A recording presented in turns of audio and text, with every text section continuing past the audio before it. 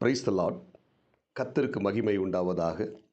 இந்த நல்ல காலை வேளையில் கர்த்தருடைய வார்த்தை மூலமாய் உங்கள் யாவரையும் சந்திப்பதிலே நான் மிகுந்த மகிழ்ச்சி அடைகிறேன். 2 பேதுரு புத்தகம் 2ஆம் அதிகாரம் 20ஆம் வசனம். கர்த்தரும் இரட்சகருமாயிருக்கிற இயேசு கிறிஸ்துவை அறிகிற அறிவினாலே உலகத்தின் அசுத்தங்களுக்கு தப்பினவர்கள் மறுபடியும் அவற்றில் சிக்கிக்கொண்டு ஜெயிக்கப்பட்டால் அவர்களுடைய பின்னிலைமை முன்னிலைமையிலும் கேடுள்ளதாக இருக்கும் என்று எழுதப்பட்டிருக்கிறது. அன்புக்குரிய தேவனுடைய பிள்ளைகளே, அப்போஸ்தலனாகிய பேதுரு சபைக்கு சொல்லும்போது, இயேசு கிறிஸ்துவை அறிகிற அறிவினாலே இந்த உலகத்தில் இருக்கிற அசுத்தங்களை தப்பினவர்கள் மறுபடியும் அதில் சிக்கிக்கொண்டால் அவங்களுடைய பின்னிலைமை முன்னிலைமையை விட அதிக கேடுள்ளதாக இருக்கும் என்று எழுதுகிறார். இந்த இறைவார்த்தை கேட்கிற தேவனுடைய பிள்ளைகளை நாம் ஒவ்வொருத்தரும் இந்த உலகத்தின் அசுத்தங்களை தப்பினவர்கள்.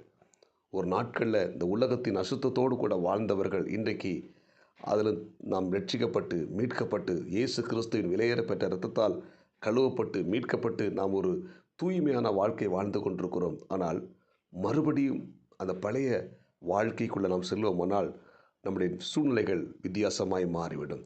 நம்முடைய பின்னிலைமை முன்னிலைமை விட அதிக கேடுள்ளதாக இருக்கும் என்று எச்சரிக்கிறார். எனவே நாம் ஒவ்வொருத்தரும் கவனமாக இந்த உலகத்தின் அசுத்தங்களுக்கு நாம் சிக்கிக்கொள்ளாதபடி நாம் கவனமாய் வாழ தேவன் நமக்கு கிருபை தருவாராக.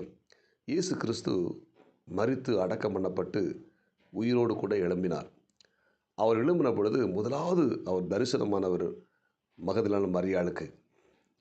மகதலேனா மரியாளுக்கு தரிசனமாகி அவளுக்குள்ள இந்த 7 பிசாசுகளை இயேசு துரத்தினார். அன்புக்குரிய தேவனுடைய பிள்ளைகளை, அந்த 3 நாட்கள் இயேசு அடக்கம் பண்ணப்பட்டு கல்லறைக்குள் இருந்தார்.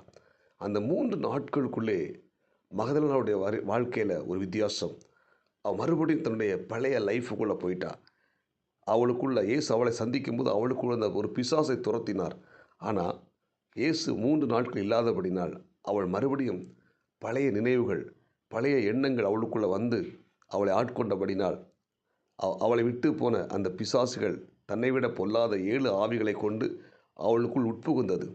இப்பொழுது இயேசு தரிசனமாகி முதலாக மகதலேனா மரியாளுக்குள் இருந்த அந்த பிசாசை துரத்தி அவளை பாதுகாத்தார்.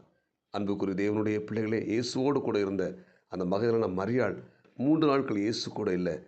அவளுடைய வாழ்க்கையில் ஒரு பின்மாற்றம். அதுபோல் பேதுரு இயேசு இல்லை, அவன் என்ன செய்கிறான், மறுபடியும் நான் மீன் பிடிக்க போகிறேன் அப்படி சொல்லி தன்னுடைய சீசரை அழைத்து கொண்டு கடலில் மீன் பிடிக்க போகிறார். ஒரு பின்மாற்றம்.